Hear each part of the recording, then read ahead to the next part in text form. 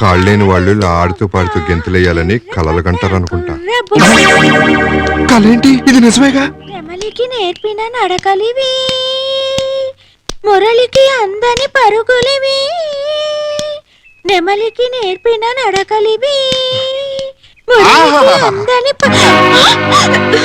సంకల కింద కర్రలతో మయూరి సీన్లు నటిస్తూ మా చేత అడ్డమైన గొడ్డు చక్రీ చేయించుకుంటూ మేము అటెళ్ళగానే చెమ్మ చెక్క తుమ్మ చెక్క అంటే గెంతులేస్తావా? ఉసై జంటకాల కుంటి నిన్ను.